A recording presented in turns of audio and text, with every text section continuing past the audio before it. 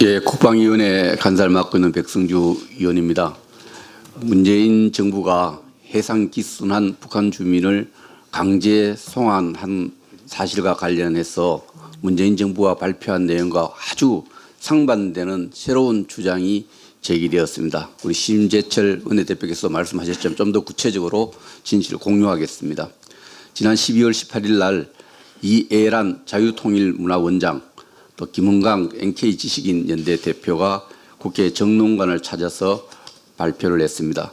참고로 이애란 원장은 탈북 지식인으로 처음으로 국내 야외대학에서 박사학위를 받은 지식인이고, 김흥강 NK지식인연대 대표는 이번 사건이 일어난 김책공과대학을 졸업한 북한 인권운동가입니다.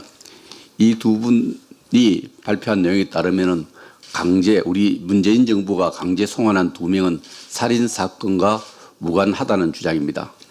이분들이 김책 씨를 중심으로 한 북한 지역가의 여러 가지 정황과 조사를 해본 결과 살해되었다고 주장한 16명은 살해된 것이 아니라 탈북을 시도한 16명으로 북한 당국에 체포되어 있다고 합니다.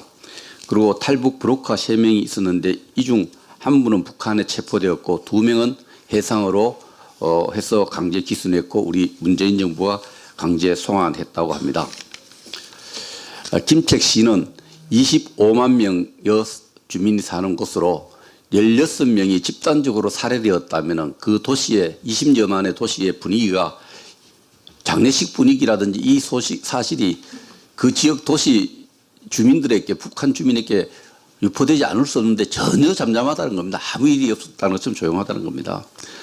이런 여러 가지 정황과 자체 파악한 내용들을 중심으로 볼 때 이분들의 주장은 우리 정부가 의미 있게 진실을 조사해야 된다고 생각합니다. 문재인 정부에 요구합니다. 이 분들의 주장을 사실관계를 면밀하게 조사할 것을 요구합니다.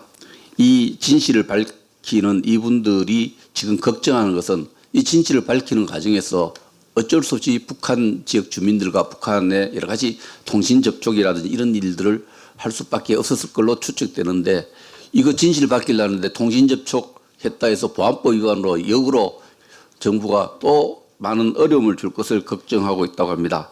중요한 것은 진실입니다. 이 진실을 밝히기 위해서 정부는 정부의 합동신문 조사 내용을 공개할 필요가 있고요. 공개가 정이 어렵다면은 관련된 국회 상임위원회라도 공개해서 이 진실을 조사해 나가야 된다고 생각합니다.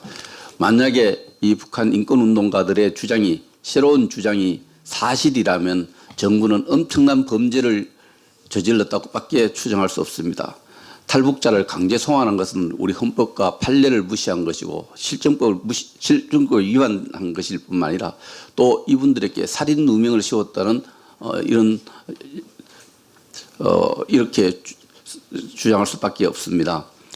아무튼 한국당 TFS, 이 관련 TFS는 20대 국회뿐만 아니라 21대 국회에서도 이 진실을 규명하는 노력을 계속할 것입니다. 왜냐하면 대한민국의 정체성과 관련된 문제이기 때문에 끈질기게 추적하고 정책 결정에 잘못이 있다면 그 결정자에게 역사적 책임, 역사적 법정에 씌워야 된다고 생각을 합니다.